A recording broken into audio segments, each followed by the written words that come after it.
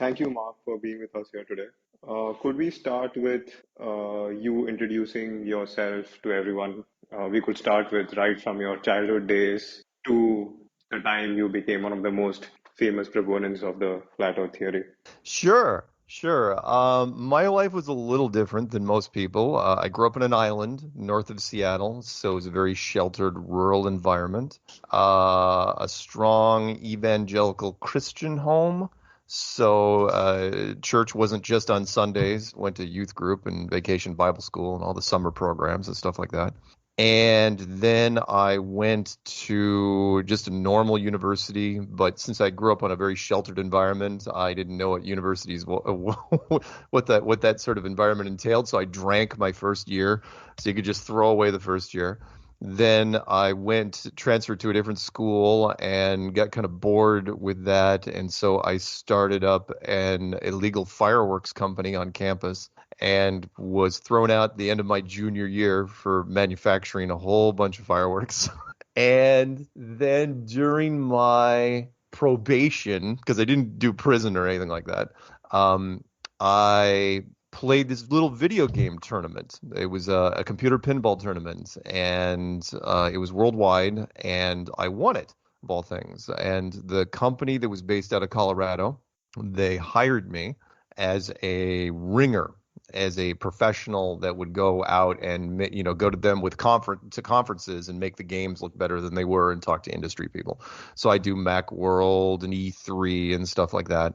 And that was when I was out in Colorado, basically playing video games for a little while for a living, which was super super weird, and knew a lot of the early video game guys. It was fun. And then when that company folded, I stayed in Colorado and taught proprietary software for time and attendance software companies for about 20 years. And that's what I did. I traveled all around the country to places you would never go to on vacation, and these blue collar factories. And I taught these blue collar factory people really complex software. I had a knack for boiling things down. So where I could make complex things as simple as they could possibly be. And that really helped me out later. And then, as I was also getting bored of doing that, I was during that whole process. Remember, I'm older, so I was into the internet when the internet was new, and the conspiracy world really took off when the internet took off. And I looked at just about every conspiracy you could think of, and hated flat Earth. I mean, if you saw the documentary, hated flat Earth, and then finally looked at it and said, you know what? And spent 9 months just hammering on this thing because I hated it so much. And then finally at the end, in February of 2015, said, you know what? I'm going to go the other way on this. I'm going to make a series of videos, put it out on the internet, and see what comes back. Because I do respect the internet as a hive mind, not necessarily individuals, but the hive mind is very, very smart. And they came back at me in mass and said, you know what? It's not that crazy. Here's why. And it just started snowballing from there to here we are, 3 Amazon books, a documentary, TV commercial in Australia. I don't know how many interviews. I think 400 and something. And it was just an amazing ride. And none of it. I looked for none of it. It's completely unsolicited. The phone keeps ringing, and it's like, okay, I just learned to say yes to whatever the opportunity was. So there you go. That's where I am now. Choose later. Yeah. So, are you telling me that when you first posted all these videos about the flat Earth, you weren't really serious about it? It just took off from there, and then you started really thinking about it and developing, I stronger beliefs well, around the flat Earth. I was serious about Uh, it, but I still had my doubts because, like with anyone that's looking at it, it's like, well, it can't be real, right? It can't be. But so I held my breath actually for the first 6 months because I was thinking here's the thing. I've done enough academics to where, and you probably know this, like when you think you've aced a test, but you're not quite sure, you're ready to hand it in, and you're thinking like, oh, maybe I've screwed one thing up or one or two things up. You weren't sure. I mean, I've turned in blue books before, essay stuff in universities where I was like, I'm 99% sure I got it. And in this case, that was the feeling I had. It's like, man, but that's why I put it out to the internet. That's why I put out my phone number and my email address. I said, look, But all it takes is one person, some guy in the middle of Nebraska in his underwear at 3 a.m. He looks at it, it's like, oh, here's where you went wrong. And then he sends me a thing, and then I shut down the channel. But that never ever happened. So after the first 6 months, no, all the doubts were gone. In fact, there were so many people coming at me with new angles, new proofs. I mean, the first thing that people did was they said, oh yeah, we went to the beach with a long distance camera. We started shooting photography. I going, why would you do that? I didn't say anything about that. It's like, well, because water's perfectly flat. And I go, oh, hey, that's a pretty good idea. It didn't even occur to me. You should shoot across long bodies of water. And that really, really took off. So it was everything that the community brought to me that reinforced it to where now there's only a couple things in the world that could change my mind. And I put challenges out there for years and no one's going to touch them. Anyway. Thank you for the introduction. So I want to jump right in and ask you that, let's say if you had to convince someone that the Earth was flat, what would be your top five arguments? Okay, my top five, and this is the same five. It's funny you would ask that because there was a German television team that got a physicist out of Georgetown University, and they said, "Okay, you're going to debate this guy." And they said, "Come up with five things, your top five things." They go, "They got to be science based, though." And I go, "Okay, fine. No religious things, no myths or conspiracies. Five things." And I go, "Okay, fine." Number one, with a bullet, would be long distance photography, without question. Meaning, if the curvature of the Earth is 8 inches per mile, otherwise known as 8 inches per mile squared, eventually things will go off the other side of the curve, right? They'll be on the other side of the hill, boats and lighthouses and anything off in the water because water lays perfectly flat. And that's not true anymore. I mean, beforehand, yes, you could, even 20 years ago, you could take a $3,000 camera, shoulder mounted camera, but the resolution wasn't very good. HD really changed the game to where the boat used to be off in the distance. It would be gone. And all the sailors know, yar, the boat's gone off the horizon, whatever. Now, though, you can take a $400 camera and crank up the zoom. That boat's now back into frame. The boat's back. And you can keep doing this over and over and over again. And the only limit to what you can see appears to be the thickness of the atmosphere itself. Because remember, what we're talking through right now is only about 99.9% transparent. And we're still like in a soup, this gassy, mostly nitrogen, a little bit of oxygen. Number two is my favorite. Number one is for everybody else because everybody else gets that. Number two is the vacuum of space versus gravity.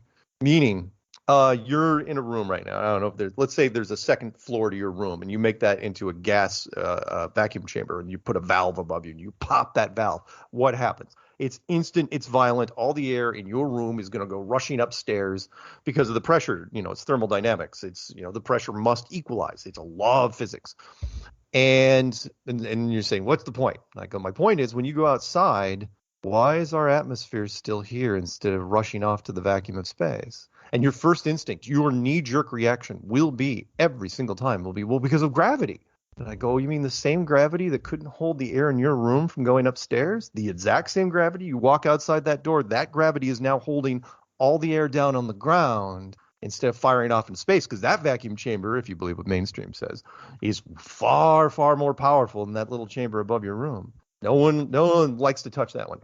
Third one, which would be the moon shadow from the eclipses. One of my favorites because I got to see it, and they filmed that in the movie, which was super fun.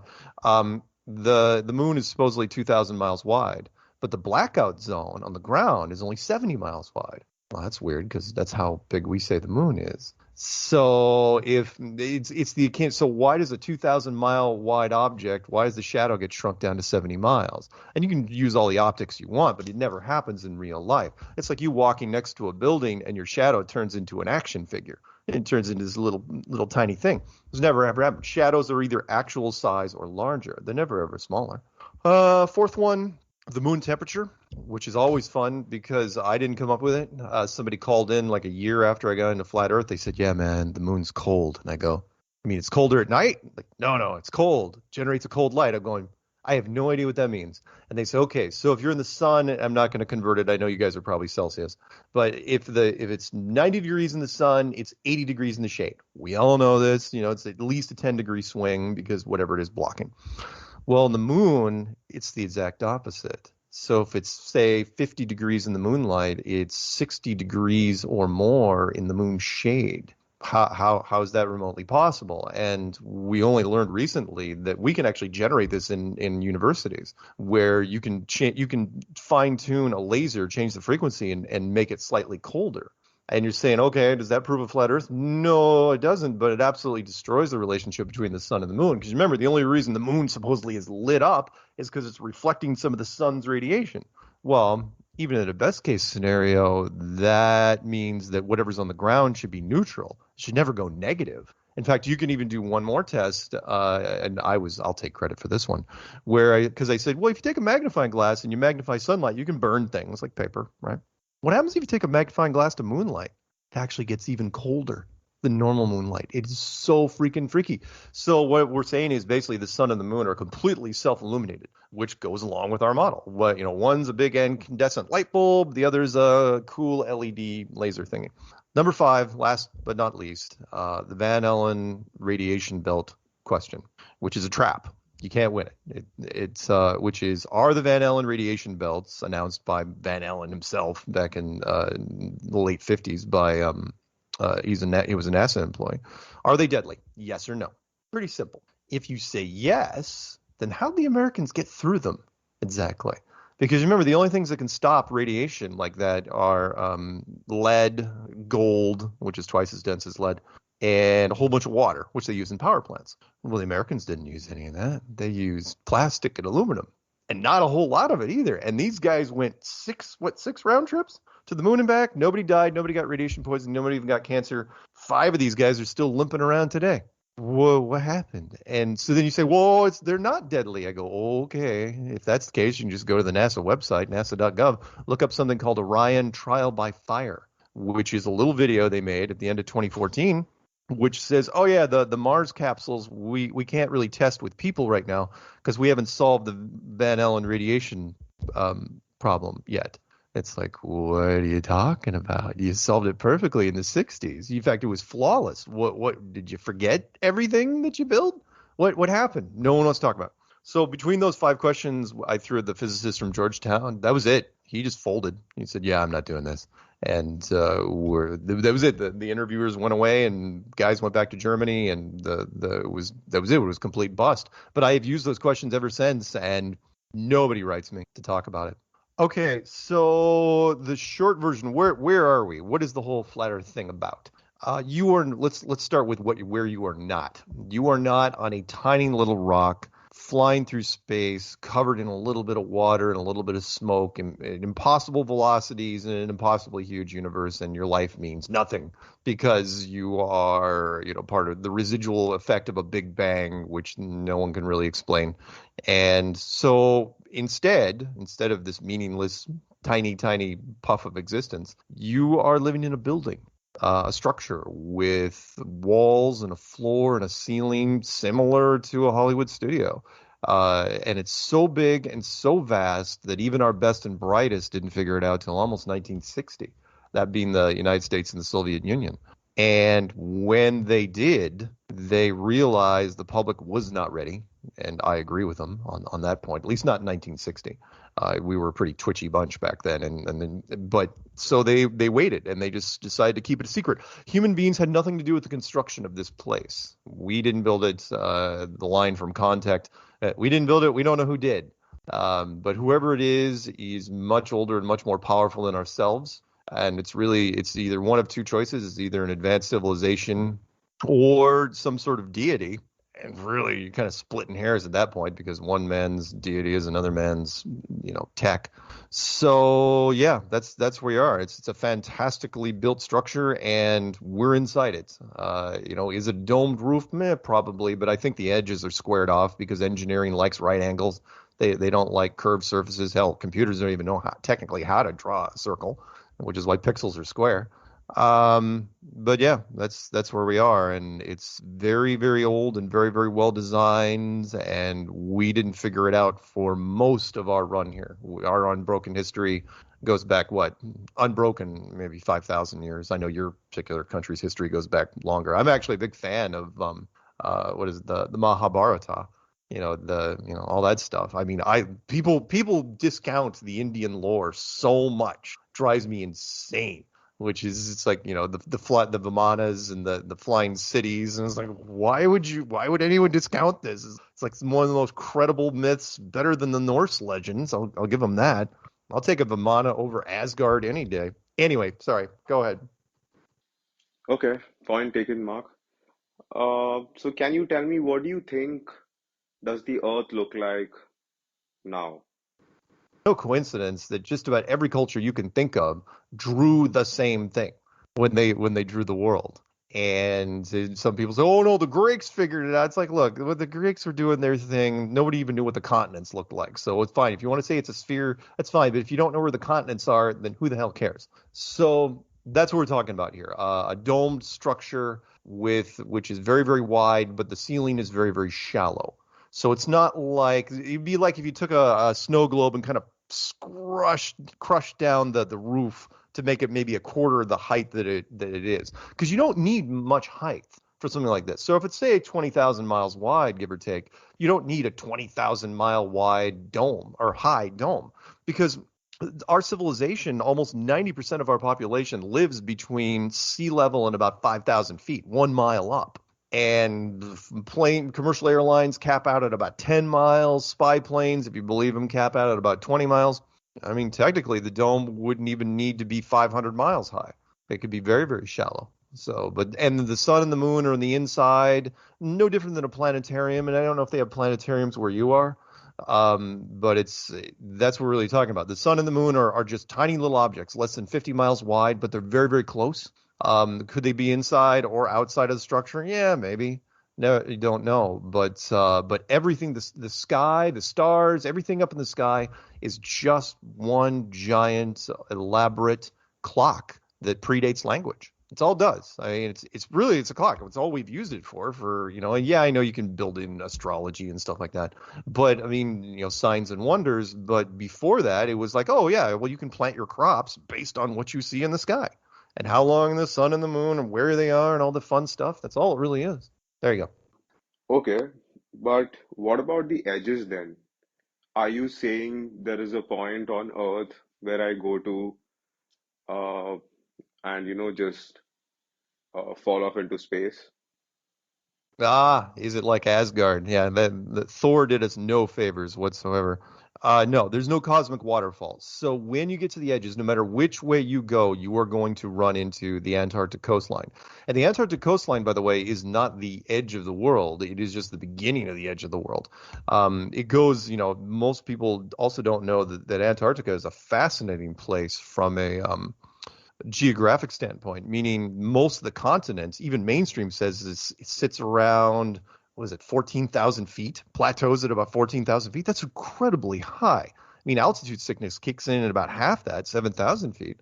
So how far you have to go from the Antarctic coastline to the border of this building, we don't know. Thousands of miles, maybe. They tried to find it. I think it took them the better part of 30 years to find the edge. I mean, they were just flying, the Americans and the Soviets especially, were just flying around in big arcing circles for years, from 1927 all the way up until 1955, 1956, looking for something. And I had no doubt what they were looking for. They were looking for the outer marker. And so, no one's falling off into space. In fact, the big question follow-up was like, what made you think there was still space? Because if you're living in a building, again, we're taught this so many times. It's repeated to us so many times over our years and reinforced through television and books and movies that there's this space. And it's like, why would there have to be space? I go, if there's an illusion of space, then why would there have to be real space? Meaning, if you're in a planetarium and you see space up on the ceiling, it's like, well, there's Jupiter. Yeah, can you get to it? Well, no, why not? Well, because it's just an image on the ceiling.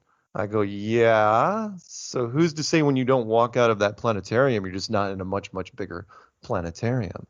And then what's outside of it? I don't know, but it's not space. Space was one of those things that never ever made sense, even to the highbrow intellectuals. Carl Sagan, a great example, where he was one of the first guys to say, space seems like an awful waste because there's these huge, 99.999% of it is just nothing.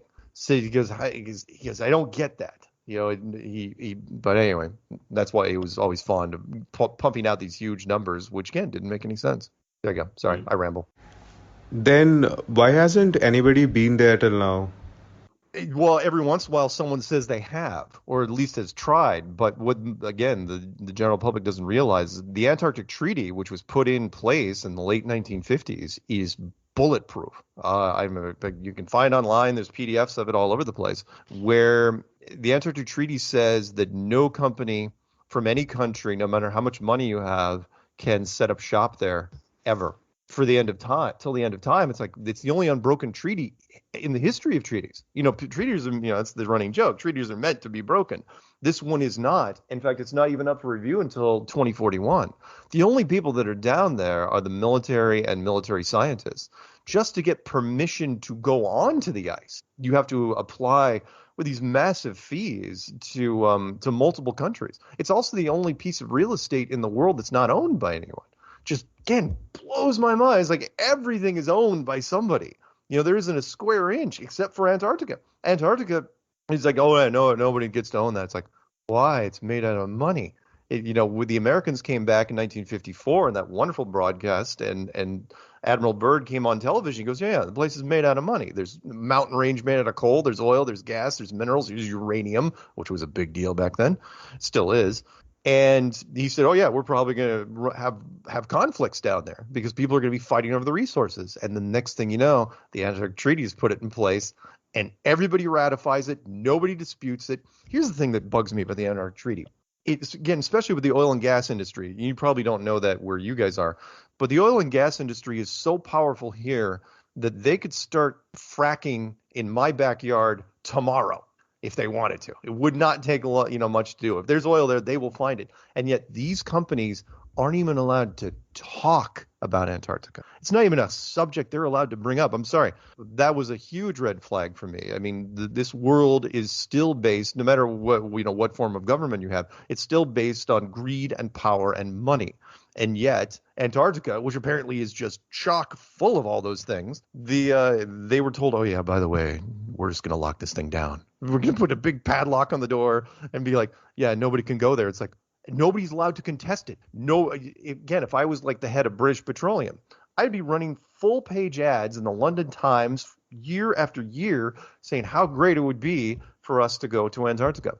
Never ever happens. Never ever happened. Sorry, it's just yeah. Antarctica is one of the coolest places ever, and nobody goes. Yeah. By the way, it's not that you can't go there. If you want to pay, and I'm not going to convert your currency, but it'd be about $15,000 American, or roughly that, maybe 13,000 euros to go there. And you go there and you get your picture taken on the coastline with some penguins, and you might go out to this little marker. They say, well, this is the magnetic South Pole, even though compasses do not work in Antarctica. And that's it. That's as far as you can go. You can't just run. You can't get a helicopter and just take off and go there. The Antarctic Treaty completely forbids it. In fact, what's interesting was when we started doing our thing and talking about Antarctica, within a year, all of a sudden they banned drones entirely. Drones aren't even allowed on Antarctica anymore. It's like, what? Even the little ones. Yeah, a bunch of crap. Sorry. There you go. Okay, so my question is, what about the ages of evidence that people have gathered, uh, about the round Earth? Like we have satellite images all across the internet. So then, where does this flat Earth root from? Is this a mistrust against the scientific establishment, or is it something religious, or people, or do people just, fancy a cult? All of the above. So yeah. Oh, let's address the easy one, which is there a religious aspect to this? Yeah. At least 50% of the people in our membership in the Christian-based countries are on board with this. Mostly because they went straight to the Bible and went through it with a fine-tooth comb and said that, yeah, that it's absolutely a flat earth book. In fact, there's only one verse in the entire King James Bible that even hints at it's a globe, which is Isaiah 40:22, which says, "He who sitteth upon the circle of the earth." Well, in the ancient Hebrew, circle is not globe or sphere or ball. It's just circle. Your dinner plate is circular. Your dining room table, unless it's a square, is probably circular. Um, but when it comes to the evidence, what people mostly lean on is NASA. That's what they mostly lean. When they go against flat Earth, they say, "Well, it's obvious we have the picture." From NASA. It's like they'd never lie to us. Like, oh, the government would never lie to you, and science would never lie to you. I'm not saying that science isn't a bad thing. I like science. We're talking on the fruits of science right now. The technology that we have built. But science is made up of men, and men are corruptible, like in any profession. I don't care what it is. Look, there are conspiracies in business, in politics, in sports, and entertainment, and yes, even journalism and science. It's just can science be trusted? Sure. Does science sometimes take the money and bend the rules a little? Yeah, they do. I mean, especially with products. Up here in the United States, for example, science has taken the money, especially when you have quarterly profits that need to be met. I mean, look at the things going back in the day. Lead paint. That was a terrible, mismanagement of funds there. Lead gasoline, DDT, which was used to kill mosquitoes, all the variations of DDT.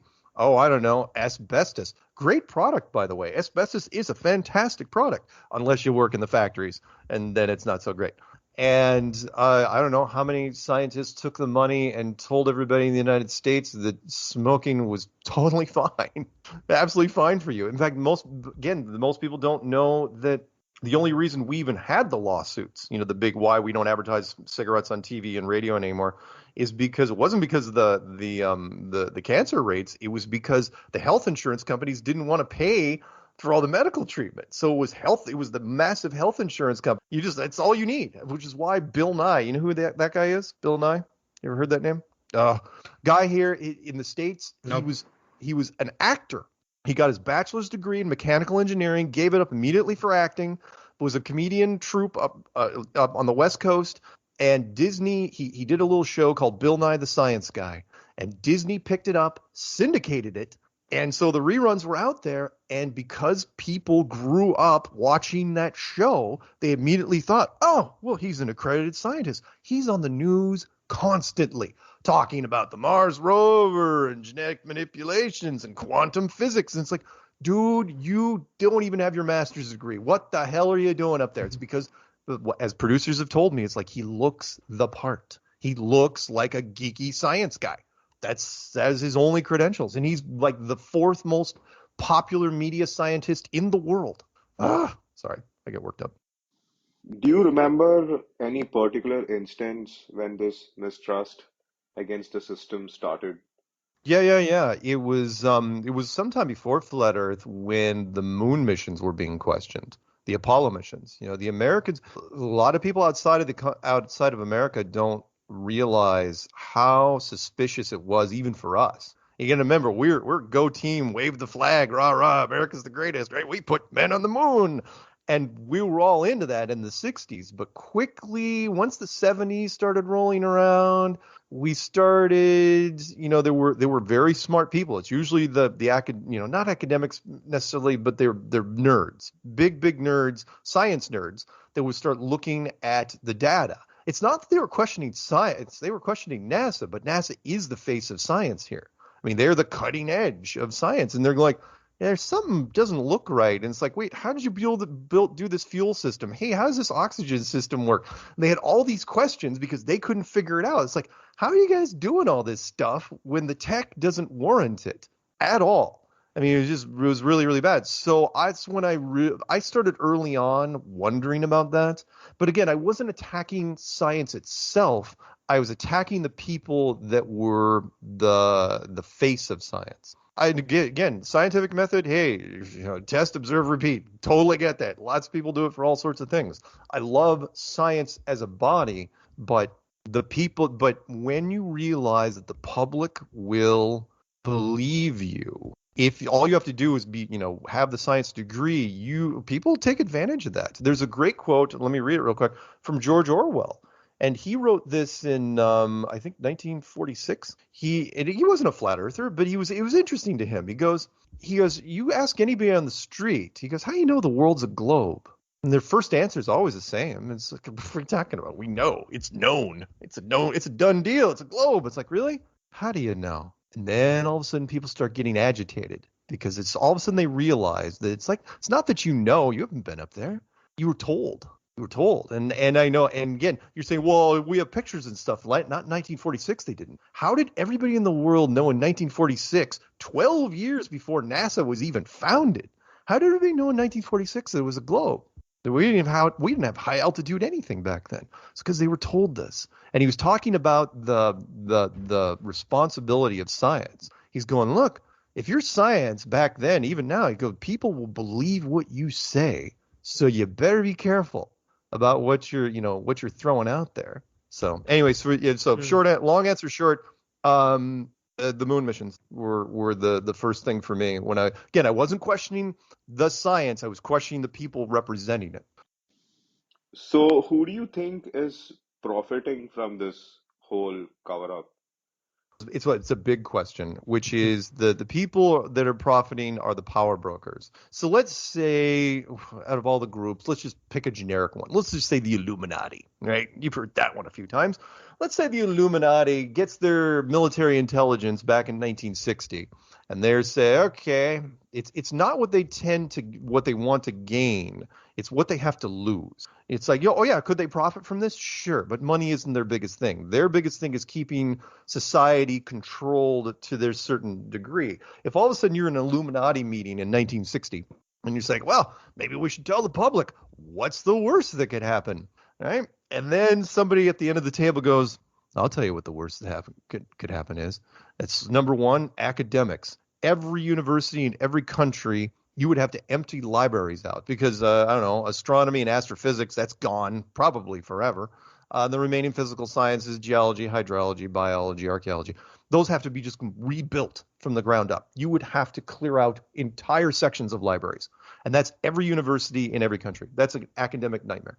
Economically, you'd have to shut down world markets for months just because you don't know what it means. I mean, the repercussions. I mean, cities would move, industries would change. The stock market would be this roller coaster of epic proportions. Nobody wants to deal with that. But the last, not least, the biggest one would be the spiritual sense, meaning the five major religious houses of the world, Judaism, Hinduism, Buddhism, Islam, and Christianity. You're giving them leverage against the scientific foundation simultaneously. You're giving these massive groups, which control, 80% of the population, and telling them, oh yeah, by the way, don't be too hard on science. Even though science has been beating you over the head with textbooks for 5 centuries, don't beat them up too bad.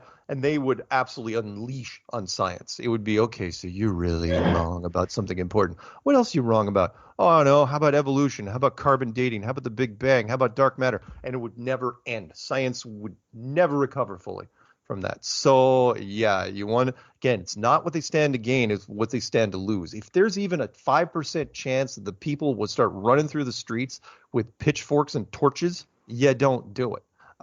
Now that was back in 1960, and I completely agree with them, by the way.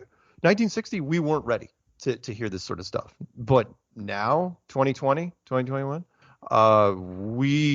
you can push the same narrative everywhere simultaneously. I mean, we've got high-speed internet, social media, 6 billion smartphones. More people have smartphones than have running water. So whatever you want to put out there, people will go along with. It's, science and the smartphone thing have kind of integrated. Whatever's pushed out, whatever narrative on the phone is out there, people will go along with. So I think you could do it now. You could do anything you want. So, what I gather from what you're saying is that there are these power brokers who have set up this narrative to make you believe what they want you to believe. Yeah, I mean, it's worked so far. If the illusion has worked and it's kept people complacent mostly, which is, look, you're in space, you're not getting off the world, there is no edge. That's the big one, which is you got to keep people away from the edge. My example would be, I don't know if you guys have wildlife preserves in your country, but we do here, where you could put some buffalo, what's another animal? Some cows. Put some cows in a wildlife preserve and 1,000 acres, give or take, right? and put a fence around it, water and grass and all this stuff, they'd be so happy. You could put any life form out there, they couldn't be happier. You put some humans in that wildlife preserve, oh, that's a different story. All they are going to care about is the fence. That's all they're going to care about. It's like, where'd this fence come from? Who made the fence? Why are we on this side? Who's on the other side? Have we angered the fence people? We should sacrifice people to the fence. And it just goes on from there. It turns into this nightmare. Remember, that's just one thing. So what's the answer to that? You hide the fence. You make it invisible. You tell people there is no fence. You make sure they never get to the fence. And say it's a globe. You can run around all day long. And that works. Plus, also Antarctica, I think as a design standpoint, it just screams go away. There's no indigenous plant life. There's no animal life. Whatever supplies you take with you, that's all you got. There's nothing, which again, it screams go away. So yeah. You call yourself a freshman recruiter for flat earthers. How do you recruit these people? Like, what's the process here? Normally, I mean, I just go out there and talk about it. I mean, anyone wants to talk about it, I'll talk about it. I really don't care which group it is, as long as it's not trolls. Every once in a while I'll get people that will just like, all they're doing is getting set up. You're getting set up to get laughed at, which is fine. But there's no prerequisite. Only that if what I try to tell people, one of the frustrating things about flat Earth is I'm not there to convince people. I'm not there to persuade people. I'm just there to put the seed in somebody's head. In fact, whoever's interviewing me, especially if they have a large audience, I'm not even trying to convince them. All I want is the audience to listen, because the host rarely, if ever, changes their opinion about it. I mean, I lost count how many hosts that I've talked to that said, just so everyone knows, I am not a flat earther. I don't think Mark's going to convince me. Blah blah blah. It's like, yeah, I get it, because they can't. Because the backlash is too, it's ever the big, in fact, the bigger the interview, the bigger potential backlash. I mean, we've had major networks pull interviews. Heck, Alex Jones, one of the big conspiracy guys out there, his show wouldn't touch us for 4 years. And because it was such a great question, he goes, well, it wasn't him, it was his producers that said, how long can we talk about flat Earth without actually saying flat Earth? Because even saying the words just triggers people. And that should say something. I go, which is why, again, we have a lot of people that will want to talk about it. Anyway, so there are no prerequisite questions. I mean, you're one of the few people that actually, sent the questions ahead of time, which is wonderful. But I don't even ask. It's like, look, you can ask whatever the hell you want, because it's just one of those topics that it reacts differently with different people. And part of it's tied to your schooling. So if you have a master's degree or higher, you're probably there's not much I can do for you. You are locked in, over here, which means you're already in your 8th year of university schooling, if you finish your master's degree. And but everybody else, the general population is not in that category, which works out fine.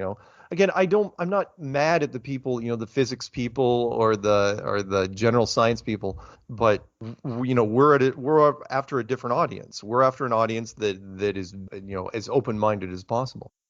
So any specific questions you ask them, like, how do you spot the difference between, let's say, a troll and a genuine guy? Or there's a couple. So there's a couple giveaways. If I can sniff out people that I can guarantee are already, the biggest one is they will use the word round. They will say, I believe, they say, I believe in a round Earth, I absolutely know they believe in a round Earth, because we only use ball or sphere or globe. And so if any interviewer comes at me and says, and they start using the word round multiple times in certain paragraphs, I already know where their head's at. There's nothing I can do. They're already in that mindset. But I don't generally ask them. I don't set it up. Here's why. Most of the time when I get called, especially from bigger groups, it's the producers that are calling me.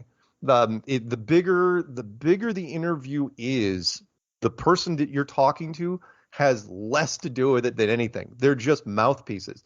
There's, a famous movie here. We did a couple of them called Ron Burgundy, which was about a news anchor in the 70s. And basically the running joke was whatever's on the teleprompter or in their earpiece, they'll do.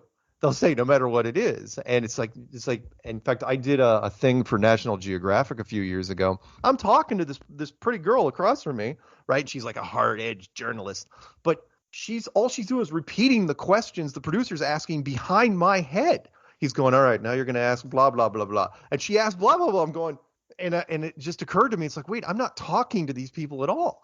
I'm talking to the producers. The producers are the ones with all the power when you get to certain levels. So no, there's no prerequisite questions because I'm at their mercy. You know, the people that I'm talking to, whether radio or television or whatever, it's always the producers. And by the way, real quick, there was a British production show where I was actually talking to an astronaut, and I think it was Piers Morgan, British journalist, and I knew it, and people say, why aren't you attacking? You know, because I'm going through Skype, and I go, because there's multiple producers in a studio that I'm listening to, that they've got their finger on the kill switch. And if I say anything, you know, if I get out of line, you know, they'll hit that switch and I'm gone, and they'll say, oh, lost Mark for some reason. Don't know why. We'll try to get him back after the commercial.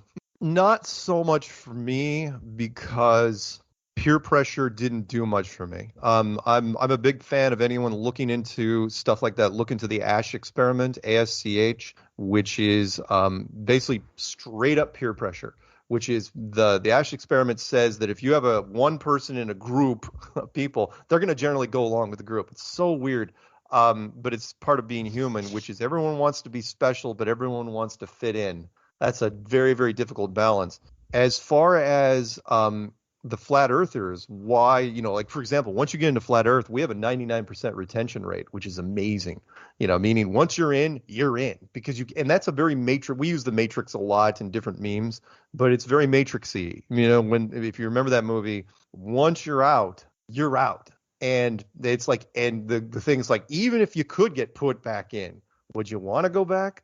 The great thing about flat earth, which is why people, when they get in, you know, they don't really care about it. I mean, yes, we've had relationships fall apart. People have gotten divorces and families have been alienated from it. But it's because when they get out, we didn't force them to get out, which is different from a cult. If, you know, let's say it was you, right, for example, I'm not going to convince you that it's flat. You're going to convince yourself.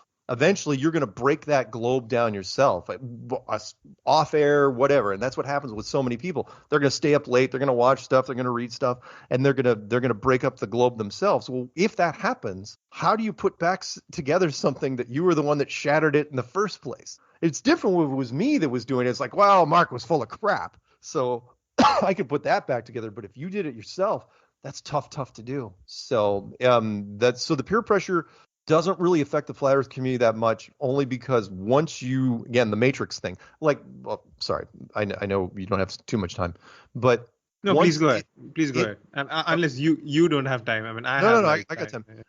The matrix is like that though, which is fine. You know, you broke out of the matrix. How are you going to force that guy back in? Right? You're not. I mean, yeah, I know. And for the movie's sake, they wrote in Cypher. It's like, oh, I'm going to go back in, have my memory erased. It's like, it's not what I would do, but whatever. Anyway, so hopefully that helps. I just wanted to know, like, you know, what would be like let's say, ballpark figure of the year-on-year sort of growth in followers, uh, you know, for the flat Earth community. When we first got into YouTube, which is really the vehicle that we used for as long as we did, if you typed in flat Earth back in 2015, the search results came in at about, relevant search results came in at about 50,000. And that means all videos, all references to it, everything that was linked to it in some capacity. And that number started going up and up and up and up and up. And to where in fact, they even tried to stunt the search results back in 2016 and 2017 when we were like at 12 million, 13 million relevant search results. I mean, it was going up, but incredible numbers. And then in the summer of 2018, I remember very vividly because I still have videos out there in my timeline. In fact, there's a timeline playlist. Please feel free to look at it before my channel finally gets taken down, which is in the summer of 2018, I said that, well, it's going to probably give me another 6 months before we catch Donald Trump.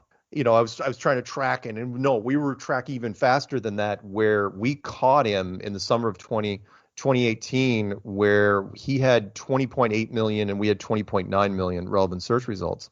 And I remember I made a video. They weren't very happy about this.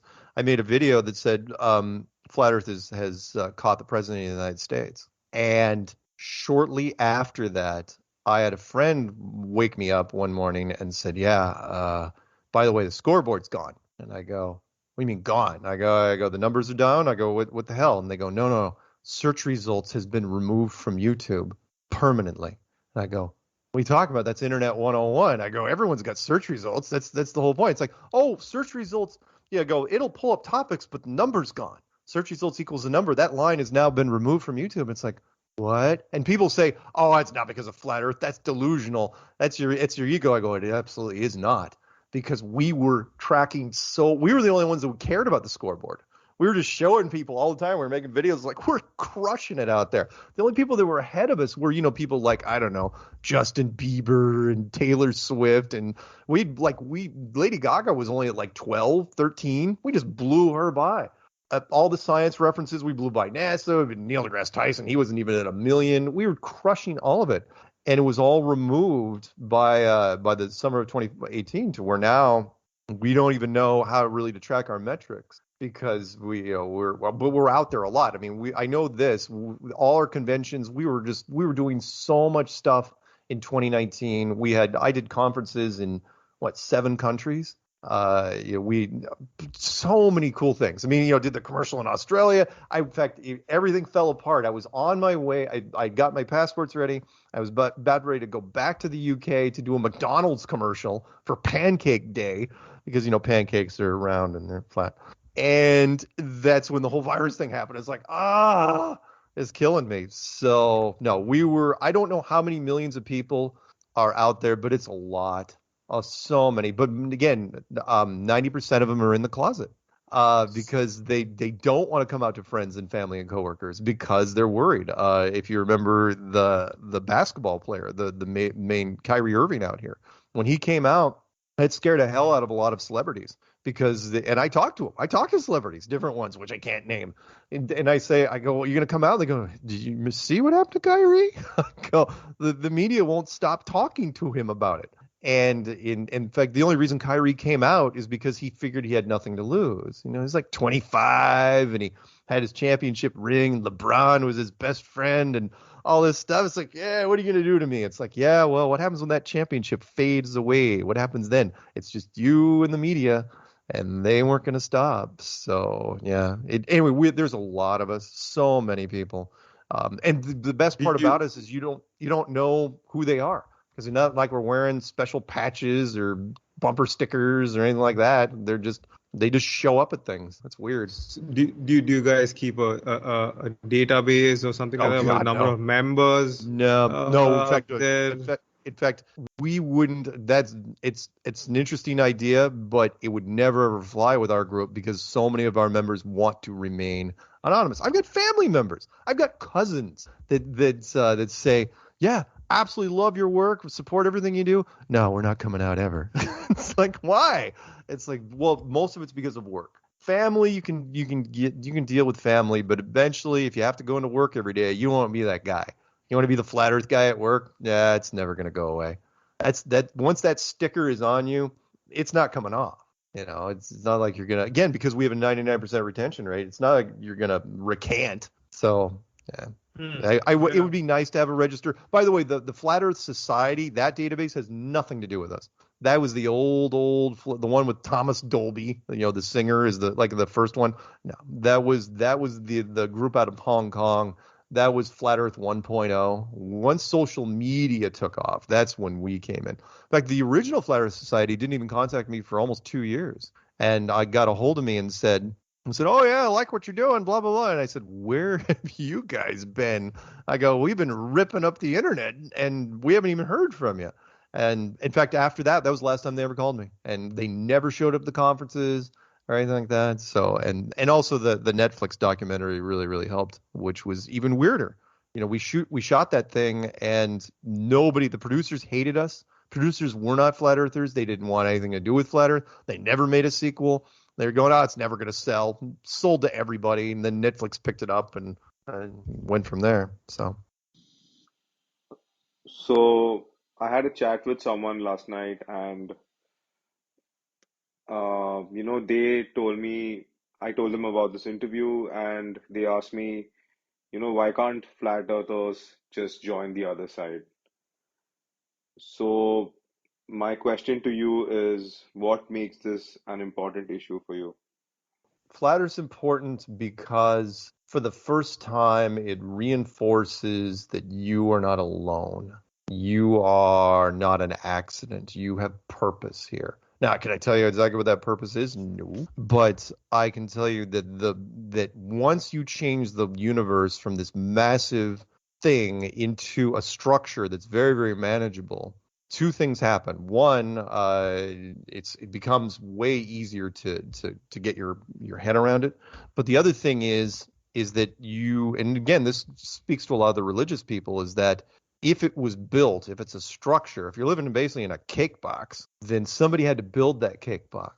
And some people, and even if you don't believe in God, whichever God that may be, you have to admit that whoever built this is at least one level closer to knowing God's phone number than you. And that is a powerful, powerful thing for a lot of people. It's a message of hope more than anything. People do not feel as alone. I don't mean necessarily the community. I mean, yeah, it's nice that the community people can, but even when you're by yourself, it's like, oh, right.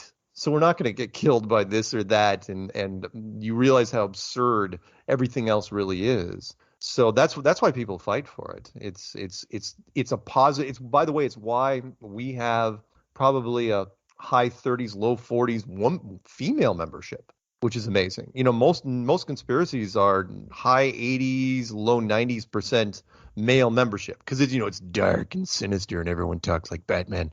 And it's this dark black hat. Everyone's twirling handlebar mustaches. It's the Illuminati. It's the Bilderbergs. It's all, we should overthrow it all. It's like, no. With Flat Earth is the only happy, positive thing. And I run into so many women at conferences that I'm going, it's like, why are you here? It's like, oh, because it's really cool and it's got this positive energy to it. It's like, yeah, it does. I mean, like, for example, the Netflix documentary was what, even though they were trying to paint us as kind of kooky and crazy, it still wasn't negative. You didn't see a lot of people in there saying, "Oh yeah, we should burn the government down." No, it wasn't that at all. It was really awesome. So yeah, that's the reason why we fight for it. Message of hope. Okay. Three more questions. Okay. Very quickly. All right. What is your take on the current space travels by Jeff Bezos and Richard Branson? Boo! Okay, here's why. In fact, everything after, you got to remember that a few years ago there was that Tesla Roadster in space thing, right? You remember where the convertible was supposedly sent up in space? I remember waking up. Somebody sent me, a shot of this. It was just a still shot, and I go, who made that? Was that Jaron? Was that Bob? Which one of our guys made this shot? Right? They go, no, man, that's a live stream. I go, what? And so we started watching it, and we shredded this thing, right? I mean, this car, nothing made sense about this thing at all. Remember, it was supposedly just taken out of his garage. It wasn't retrofitted for space. I go, okay, if this thing was real, how many things went wrong with it? I don't know. Forget about the paint blistering or the dash warping, because there's massive temperature swings from cold to hot. The side windows should have spider web. The front windows should have been destroyed. Every pressurized system in that car should have been just the tires should have turned into bombs. We're talking about the vacuum of space, right? The car should have been a complete disaster, and none of that happened. It was absolutely pristine. 3 beautiful HD cameras around it. And the thing that bothered me the most about that damn car was how careful they were to not put any branding on it. Remember, it's two companies, one private, one public, SpaceX and Tesla, right? There wasn't a logo anywhere to be found on that car. It's like, wow, how is that even possible? I go, this is advertising world. I go, and Elon is a very entrepreneur. He's all about the money. I go, in fact, why was he using a convertible? I go, the flagship car is the S series, the 4-seater, the sedan. I go, why wouldn't he put the flagship into space? Why would he put that stupid convertible? I go, in fact, all you had to do, you could sell the seats for those cars and put icons. If you could put Disney alone, you could put Iron Man, a Stormtrooper, Groot, and maybe Boba Fett. In those 4 seats, the thing would have paid for itself. In fact, why didn't any other car companies follow that suit with it? It was none of it made sense. And then it was like, it's like, oh, we're orbiting the Earth. It's like, we're going to remember, supposedly that thing was going to slingshot off to Mars, right? Even though we don't know what propulsion system was used. And then they said, oh, we're going to slingshot off to Mars and cut transmission. It's like, why'd you cut transmission? I go, what, the better shot would it be to show the Earth as it fades away in the distance? By the way, the last point on this, which is, that's one thing that's always been missing from every space mission. There has never been a single space mission ever to where the Earth formed into a ball as whatever craft was leaving. It's never happened in the history of space travel. Statistically, absolutely impossible. Anyways, you're asking about Branson and Bezos and those guys. No, after the Tesla Roadster thing, we couldn't take anything seriously after that. It's like, what the hell? It's like, oh, fine. So Bezos supposedly went straight down, and Virgin Galactic modified a Learjet and took it up to whatever mileage. It's like, no. It's a distraction piece. Every space piece you've ever seen is distraction, and it's always the same subtext. Forget about those guys. Think about the other stuff. It's like, oh, the rings of Saturn. There's a funny spot on Jupiter. We're reclassifying Pluto. Blah, blah, blah, blah, blah. They don't even care if you read the articles. All it is like, oh, yeah, Pluto, because you're on a globe. Jupiter, you're on a globe. Saturn, on a globe. Some black hole, on a globe. Gravity waves, because you're on a globe. That's all they care about, is that reinforcement. So no, Bezos and Branson, it's just part of a clown show. In fact, it's pointless. Why the hell would you? The part that got me is, sorry, one last thing on this, which is they didn't go anywhere. It's like, look, if you're going to make some super, super cool rocket plane, go from Europe to the United States in an hour, right? Go to freaking China. It's like, if you're coming up and coming straight down and the news media runs these stories saying it's going to be a new age in consumer space travel. It's like, where are you justifying that story headline? No one went anywhere. No one's going anywhere. Every year I see the same story about we're developing a new supersonic jet that's going to take you from China to the U.S. in 2 hours. No, you're not. I've been seeing that story since the 80s. Not there. So, no. Is that opinion, how's that work for you? and if Elon comes out and does, by the way, one more thing. Why haven't any of these guys gone to the freaking space station? Like that character in the movie Contact, Hammond, the really, really rich guy that was like living on the space station. He's got the money. Why didn't Branson go to the space station? Why not go there? What the hell? Yeah. Anyway, sorry.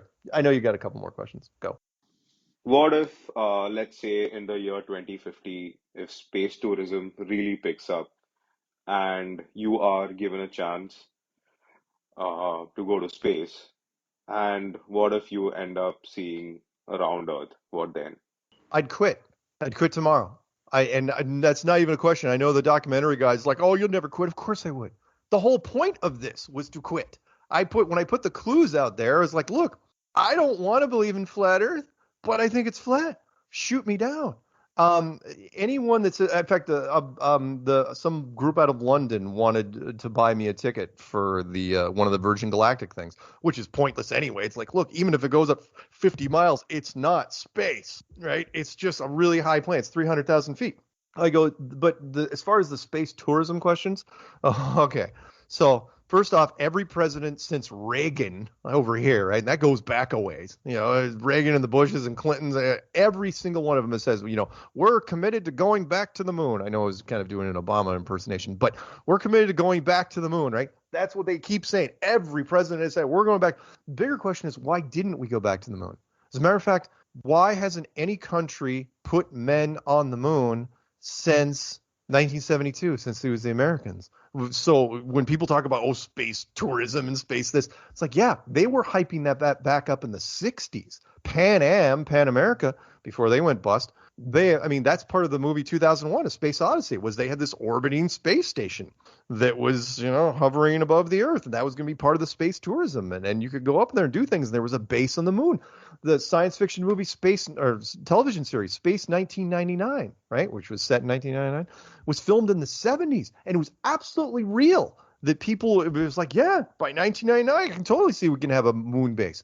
In fact, why did the space race stop? Forget about space tourism. Why did the space race stop? Remember, it was the United States, Soviet Union, big space race. You can look up some wonderful covers of Time magazine. It's like, oh yeah, we did this and they did this, and all of a sudden the Americans get there and everybody else quits. The Russians just quit after all that. They just shut it down. It's like, no, you know how it would have gone. It would have been an escalation. They would have put 3 people. We would have put 5. They put a small base. We do a bigger base. And the next thing you know, the magazines run a headline, has the Cold War reached the moon? That's how it should have gone. I have never seen in the history of any competition where the first guy reaches the finish line and then the other people just walk off the course. It's like, oh, he won. Might as well just stop. Never ever. And in fact, the Russian space program after Apollo just disappeared. And I know exactly why. Sorry, I know I'm getting worked up here, but I got to get this point across. Here's the reason why. The reason is because you can't have, this is straight up Hollywood studio stuff, which is 2 studios cannot work on the exact same project without continuity issues. Meaning even studios working on their own projects, right? Which is why they're so terrified of like doing reshoots, because if the moviemistakes.com, right? How many movie things? I mean, for God's sakes, the first Lord of the Rings, there was a car driving through the Shire that somebody missed, right? If a coffee cup moves from one side of the room to the other and somebody catches it, you're going to hear about it. So if you have studios, one in the Soviet Union, one in Moscow, and one in an Air Force base somewhere in the United States, working on the same project, the chances of them being completely match up is impossible. Absolutely impossible. It's like, because somebody's going to watch, like, hey, why is the Russian moon so brown? Or why is their gravity look different? Or I mean, it was just a nightmare. No one was, which is why, by the way, why there were no stars. People say, oh, it's an exposure setting. No stars anywhere in the moon. No, that's not why. It's because the stars have to be in the right place. Remember, stars move, right?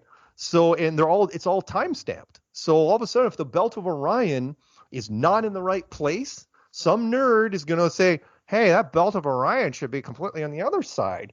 And if that happens more than once, it's impossible. You can't do it. So, sorry. Long answer to space tourism. Never, ever, ever, ever, ever, ever. Wait for it.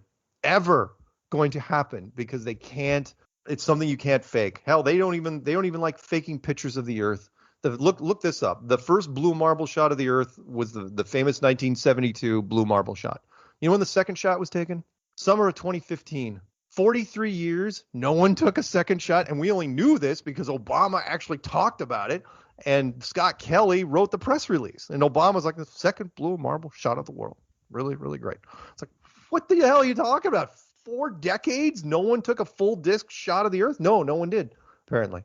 And no one figured it out either. They don't even like doing that. So no, they're not going to fake space tourism. They don't even want to fake putting a person on the moon. They're just kick that can down the road.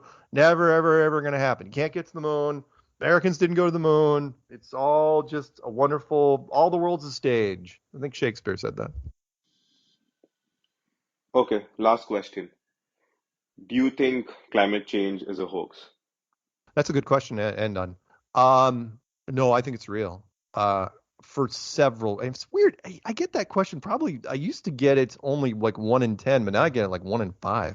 Do I think it's real? Climate change? Yes. It makes a whole bunch more sense. Do I think the weather's changing? Yeah. I mean, come on. I dealt with, we shatter. I'm up in Seattle. We shattered records, and most of them are hot. And I know there's some people saying that, oh, it's cyclical and we have many ice ages and many this, many that. It's like, oh yeah, okay, fine, but it's getting really, really hot. And I know they don't like using the term global warming because that kind of freaks people out. That's been in sci-fi movies for years.